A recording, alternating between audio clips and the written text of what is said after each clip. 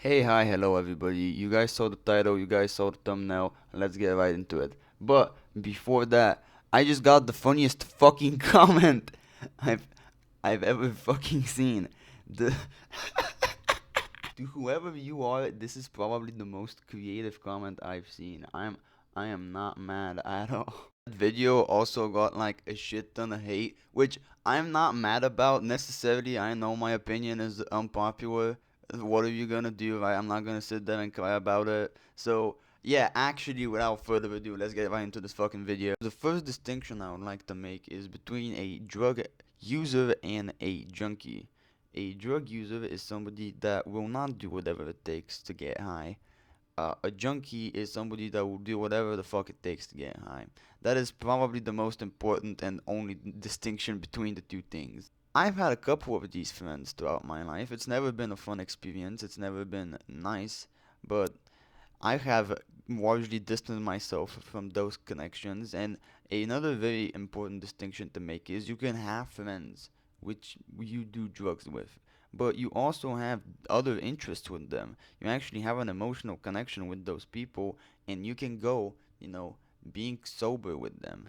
You don't need to be high to go hang out with the boys. You just hang out with the boys. If you can't or haven't had a sober hangout with the people that you consider close to you or your friends, that's bad. That's a really bad thing.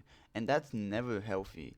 I'm not saying that you can't have homies who smoke weed with you and, do other shit with potentially, but you also gotta have some other type of interest together. That's the important thing. You can't just be hanging around because both of you are addicted to the same thing.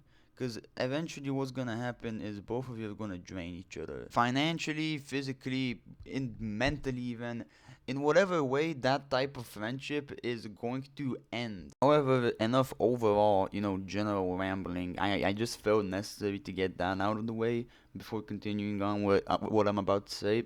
I had a friend like this, and throughout the entirety of last year, I would consider him probably the second or third closest person to me. He was in my class in school, so basically what we would do all day is just get fried and play Clash Royale. That was the most our friendship ever got to. Even when I'd come over to his house for like hangouts, quote unquote, it would just be the same shit. We'd smoke weed, play Clash Royale, listen to music, and that'd be it. Not that there's necessarily anything wrong with doing that, but that can't be the only thing you do with somebody. And we couldn't hang out sober. We had to get fucked up to hang out. So there was really no point to having this friend. I realized this year, and I distanced myself from him. And apart from that, he was overall just a shitty human being. He's dumb as a rock, so brick. He's overall, in general, just a dickhead. There's nothing redeemable about him. He does basically nothing all day. Sits there, plays enraging competitive video games. like I don't I don't consider myself a ball and gun gamer. I use old COD footage because I genuinely enjoy playing, the older COD games. But in my free time, I mainly play a lot of Fallout, a lot of older, Nintendo 64 titles, Xbox 360 games. Don't be thinking after I'm done recording this video, I hop on fucking Black Ops 7 or 2K26, okay? But point is, this motherfucker is no longer in my life. And there is one more example I can give of something like this being the case, although I am not, completely distant from this person. She's a friend that I made all the way back in the beginning of ninth grade. Basically the same thing, but she's actually kind of just, a better person. She's conscious. We have things in common. We can go, being sober, it's not impossible. She's currently trying to stop smoking so much weed. The same thing I'm doing. So hey, that's respectable. I like to say that this is an example of having a friend like that, having a friendship that starts off as a drug buddy or junkie relationship, and turns into something that's a little bit more than that. You guys grow up together, you guys change together, and instead of losing that person, you guys stay friends, which is the better case and is the best case scenario in my opinion. But for that to happen, you guys have to be on the same level of consciousness. If the person is stupid and won't hear out your opinion and the other side, there is no point in trying.